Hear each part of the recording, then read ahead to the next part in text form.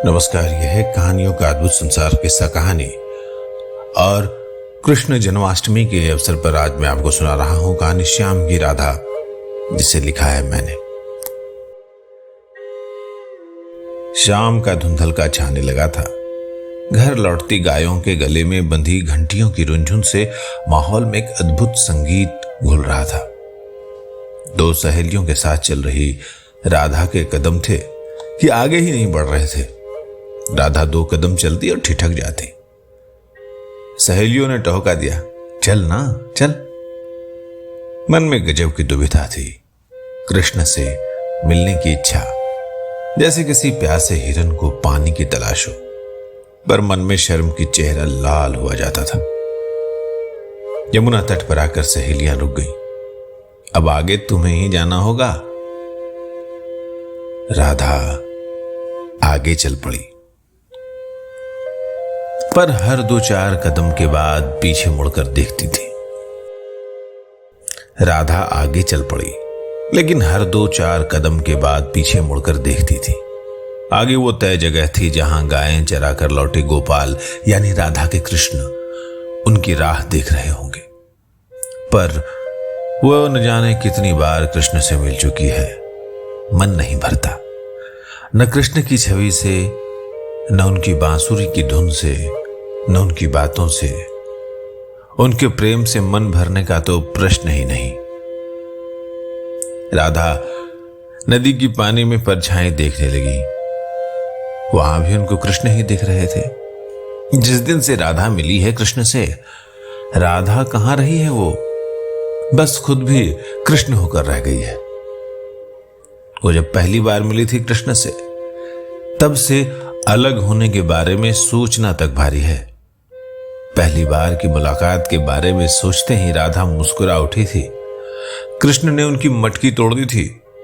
राधा ने मना किया तो कृष्ण ने जानबूझकर दूसरी मटकी भी तोड़ दी और कहने लगे, ये घड़े मैंने अभ्यास के लिए खरीदे हैं, इन्हें तोड़ूं या रखूं, मेरी मर्जी।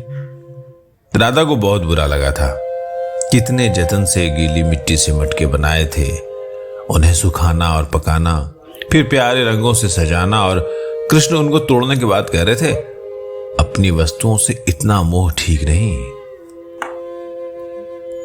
राधा को याद आया, उन्हें क्रोध आया था। तो इस छलिया ने फिर मुस्कुरा कर कहा था, मोह के साथ क्रोध भी ठीक नहीं। तब उनकी मुस्कुराहट राधा के हृदय में प्रवेश कर गई थी। वो कृष्ण के प्रेम में ऐसे बंधी कि उसके आनंद का कभी वर्णन भी नहीं कर सकती। कृष्ण के इस प्रेम में डूबी राधा बैठी ही थी कि एक सहेली आई थी। अरे राधा, नंदलाला नहीं आएंगे आज? क्यों? राधा ने व्यग्रता से पूछा था। तबीयत खराब है उनकी, चल उनको देखने। सहेली पीछे मुड़ी और राधा का कलेजा धक से रह गया था। राधा तेज कदमों से कृष्ण के द्वार चल पड़ी। कान्हा को कहीं धूप लग गई हो, कहीं भूखा ना हो। इस गर्मी में दिन भर गाय चराता है, इतनी कोमल गात है उसकी। राधा के मन में न जाने कितनी चिंताएं आ रही थी। जाने अभी तक वैद्य काका आए होंगे या नहीं। राधा लपकती हुई नंद बाबा के घर पहुंची कि देखा न जाने कितनी ही गोपियां वहां मौजूद हैं। वो जानती हैं कृष्ण स्वयं प्रभु रूप हैं, विश्व रूप हैं, सारी दुनिया को चलाते हैं, उसका पालन करते हैं। पर अनिष्ट की कामना से उसका मन कांप उठा। राधा कृष्ण के पास होती थी तो वो क्षण उनके लिए जीवन के सभी दुखों से मुक्ति का होता था, सबसे सुरक्षित होता था। न कोई दुख, न कोई भय। और देखिए जगत की माया, राधा रानी का मन आज रह रहकर उस अवतारी के लिए भी अनिष्ट की आशंका से कांप रहा था। कृष्ण झूले पर अधलेटे से थे। राधा वहां पहुंचकर चुपचाप गोपियों की भीड़ में बैठ गई थी। कई गोपियों को राधा का आना अच्छा नहीं लगा था। आ गई राधा, अब कान्हा बस इन्हीं से बातें करेंगे, एक गोपी ने दूसरी से फुसफुसाकर कहा था।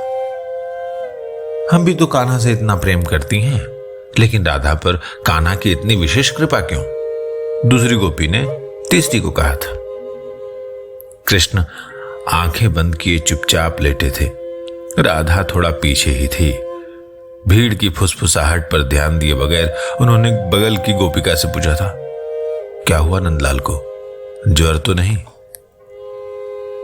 गोपी ने कृष्ण की तरफ देखते हुए कहा था, नहीं अभी तक ज्वर तो नहीं है, कह रहे हैं सिर में बहुत दर्द है।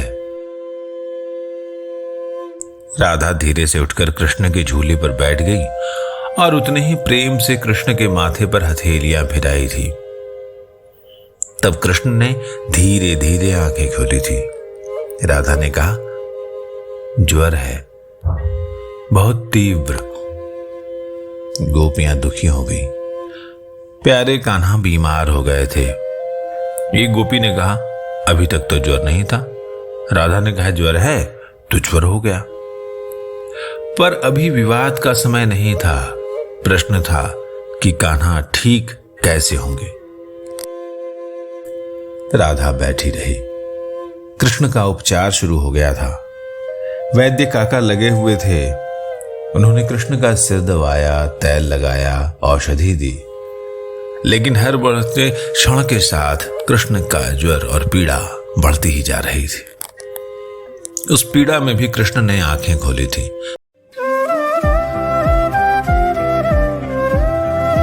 आप सब चिंता न करें, बस यूं ही शरीर थोड़ा ठीक नहीं है, आराम करूंगा तो ठीक हो जाएगा। राधा चुप रही। अपने कृष्ण को ऐसे बीमार कभी देखा नहीं था राधा ने। वो बस अपने आंचल से कृष्ण के चेहरे पर हवा करती रही। कृष्ण ने थोड़ी देर बाद फिर आंखें खोली थी। मेरी पीड़ा की कोई औषधि नहीं है, इसका बस एक ही उपाय है। आप में से कोई भी मेरे मस्तक पर अपनी चरण धूलि रख दे, तभी ज्वर भी उतरेगा और मस्तक की पीड़ा भी। कृष्ण चुप हुए तो भीड़ में भुनभुनाहट फैल गई। कौन साक्षात ईश्वर के माथे पर अपने पैरों की धूल रखेगी? किसमें है इतना साहस? गोपियां एक दूसरे की तरफ उम्मीद भरी निगाहों से देखने लगी थी। एक गोपी तो उठकर दूर ही बैठ गई। दूसरी ने कहा, जो ईश्वर के माथे पर अपनी चरण धूलि रखने के बारे में सोचेगी भी, वो तो सीधे नरक में जाएगी। तीसरी, चौथी, 10वीं, 100वीं किसी गोपी ने चरण धूलि नहीं दी थी। कौन परलोक बिगाड़े अपना, कौन जीते जी ऐसा पाप करे। बस बची थी राधा। राधा अभी भी कृष्ण के चेहरे पर आंचल से हवा कर रही थी। न तो उन्होंने आगे बढ़कर अपनी बात कही थी, न अभी तक किसी ने उनसे पूछा था।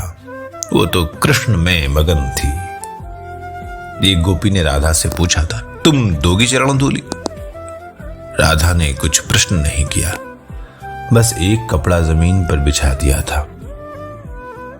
अपने महावर लगे पैरों को उस कपड़े पर रखकर उन्होंने पैरों की धूल झाड़ दी थी। गोपी ने धूल तो उठा ली, पर आश्चर्य से पूछा था, तुम्हें नरक जाने का डर नहीं? राधा मुस्कुराने लगी। जानती हूं, कान्हा के माथे पर अपने चरणों की धूल लगा दूंगी तो मुझे जन्म जन्मांतर तक नरक भोगना होगा, लेकिन मेरे कन्हैया एक पल के लिए भी कष्ट में रहें, यह मुझे मंजूर नहीं है। गोपी उठी और वो धूल उठाकर कृष्ण के माथे पर लगाने आई कि झूले पर लेटे कृष्ण हमेशा की तरह नटखट मुस्कान के साथ उठ बैठे थे। न ज्वर न सिर दर्द, पूरी तरह स्वस्थ। कृष्ण ने गोपियों से बस इतना कहा था, जग में लोग प्रेम करते हैं प्रेम पाने के लिए, हमने प्रेम किया है प्रेम समझाने के लिए। प्रेम महज पाना नहीं है, ये त्याग भी है और दायित्व भी। राधा निहाल थी।